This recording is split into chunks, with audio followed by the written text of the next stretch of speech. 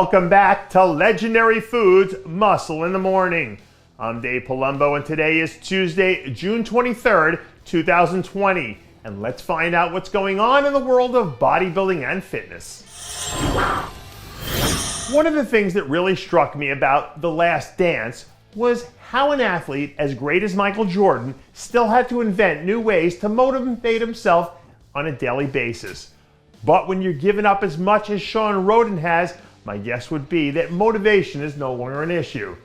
After vacating his title and losing a full year of his prime, you would imagine that Shawn's more dialed in mentally than he's been at any point in his career. And with so much on the line heading into this year's contest, it sets the stage for one of the most dramatic comeback stories in the history of bodybuilding. In his New York Times best-selling book, Range, author David Epstein writes about how developing a range of skills is more likely to help someone rise to the top of their field as opposed to the old model of specialization.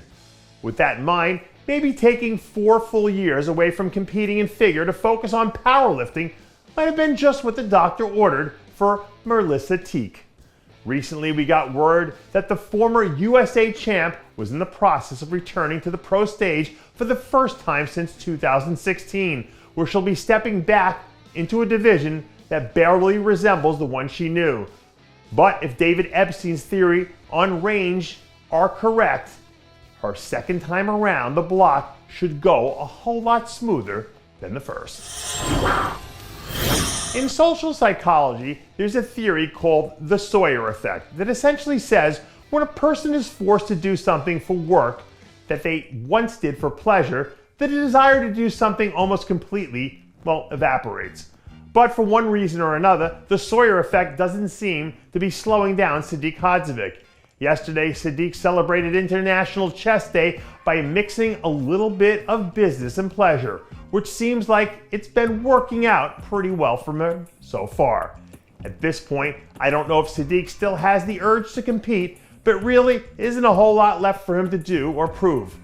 He made it to the top of the mountain by taking the Sawyer effect and running with it, and defying the odds like it was worth more than any title you could ever bring.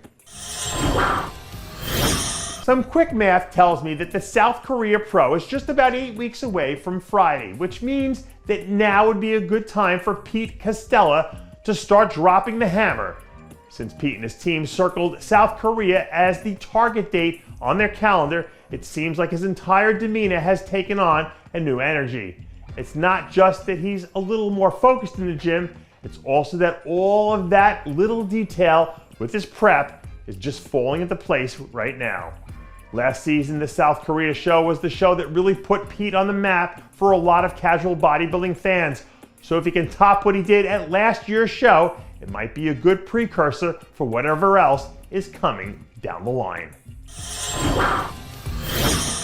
And that does it for yet another edition of Muscle in the Morning. I'm Dave Palumbo, reminding you to always be true to your passions, and make sure to follow us on Facebook, Twitter, and Instagram.